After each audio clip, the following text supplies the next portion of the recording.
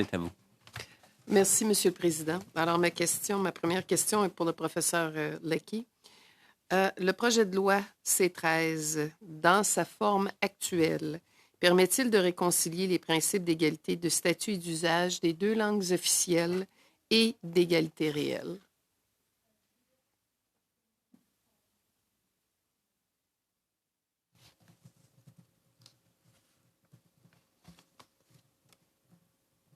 Je réfléchis afin de ne pas vous donner une réponse incomplète.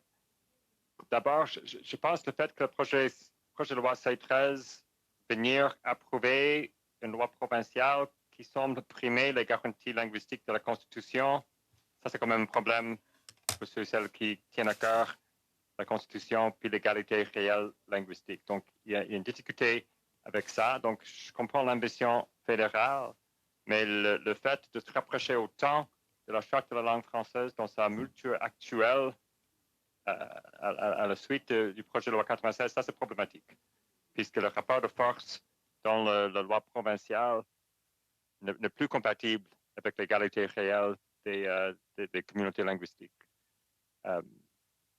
Donc, la notion que le projet de loi C-13 essaie de soutenir plus la minorité francophone, là encore, on peut soulever des questionnements, puisque je pense qu'il y a une tendance à dire, voyez, l'anglais semble aller très bien en Amérique du Nord, il y a des millions d'Américains qui en parlent, mais je pense parfois un peu de vue le souci fédéral, voilà, la responsabilité constitutionnelle fédérale de veiller à ce que l'administration de la justice au Québec, que les cours de la province du Québec fonctionnent dans les deux langues. Ça, c'est une garantie dans l'article 133 de la loi constitutionnelle de 1967. Moi, je pense là aussi l'égalité réelle qui sera réalisée par une administration de la justice au Québec qui allait vraiment dans les deux langues. Je ne crois pas que cette égalité-là est assurée non plus. Donc, je pense qu'il y a certaines faiblesses. Donc, je pense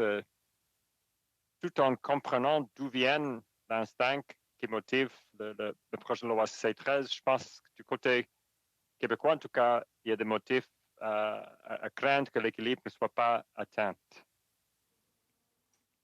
Donc, ce que je vous entends dire, c'est que la loi n'est pas égale. Donc, il n'y a pas d'égalité de statut dans la mouture actuelle, où il y a des risques d'inégalité. Je pense qu'il y a des risques. Donc, je pense que le juste équilibre entre les garanties dans la charte, les garanties dans la loi de 1967, le régime fédéral, puis la tension qui est inhérente au sein d'une fédération entre les lois fédérales et les lois provinciales, je pense qu'il y a quand même des risques sur lesquels il faut veiller davantage. Merci. Ma prochaine question, à moins que les autres témoins aient quelque chose à ajouter sur cette question-là, j'irai à ma prochaine question. Alors, ma prochaine question est pour M. Bock. Le CEDEC s'était inquiété de l'absence de mention de développement économique et avait noté un déséquilibre dans l'appui du gouvernement offert aux communautés. Puis je voudrais puis aux communautés anglophones et aux communautés francophones en situation minoritaire dans ce secteur. Fait que je voudrais vous entendre sur ces inégalités-là au niveau des communautés, puis surtout en ce qui a trait au développement économique. Absolument. Et merci pour la question, sénatrice Monsion. C'est important peut-être de commencer avec peut-être un support pour nos collègues francophones à l'extérieur du Québec. Donc, on veut dire, quand on parle de l'argent, l'investissement au Canada, on apprécie l'investissement qui va directement à nos collègues francophones à l'extérieur du Québec et c'est très important. Quand on regarde les chiffres, si on regarde la population, la communauté anglophone au Québec représente à peu près 50% de la communauté en situation linguistique minoritaire au Canada.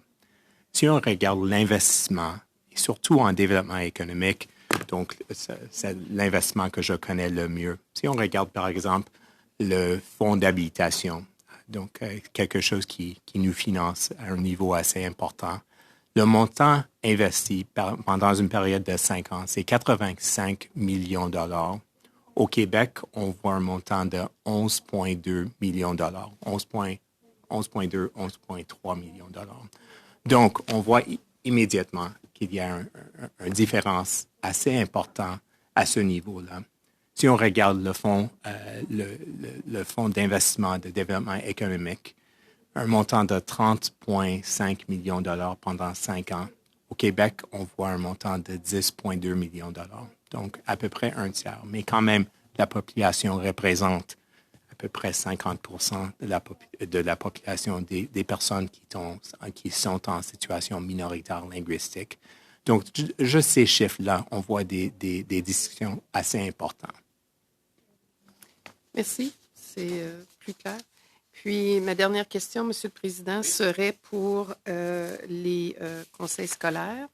Vous avez mentionné qu'il y a 65 millions de dollars qui est transféré au gouvernement du Québec pour l'éducation minoritaire en anglophone, pour les anglophones du Québec. Et vous avez parlé de 58 de retenue qui va au Fonds consolidé du Québec.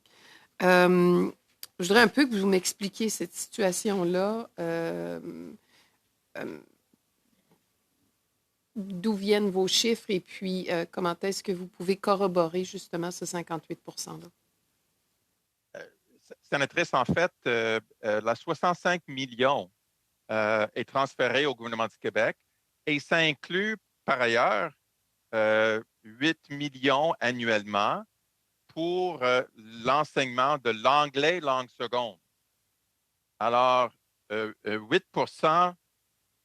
12 pardon, 8 millions ne va pas chez des commissions scolaires anglophones, ou le réseau anglophone, il va au réseau francophone au ministère de l'Éducation pour l'enseignement de l'anglais langue seconde, c'est-à-dire dans les écoles de langue française.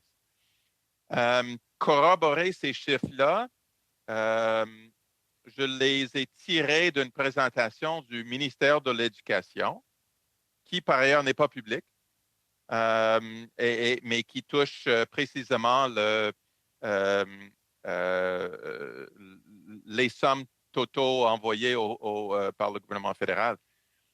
Le programme de langues officielles en enseignement fonctionne, à mon avis, beaucoup plus comme un programme de péréquation, comme un programme d'aide pour l'enseignement en langue anglaise au Québec. C'est-à-dire, l'argent est transféré au gouvernement du Québec. Comme je vous ai dit, à moins que le gouvernement du Québec essaye de contredire leurs propres chiffres, 58 % de ces sommes-là sont retenues par le Conseil du Trésor. 12 % va à l'enseignement de langue anglais de langue seconde.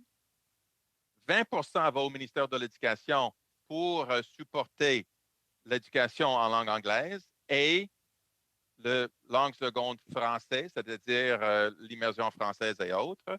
Et 8 % va à l'enseignement supérieur pour aider l'enseignement de la langue minoritaire en anglais au niveau collégial et universitaire. Mais est-ce que je peux le prouver dans un document? Non, parce que effectivement, ces sommes-là ne sont pas disponibles publiquement.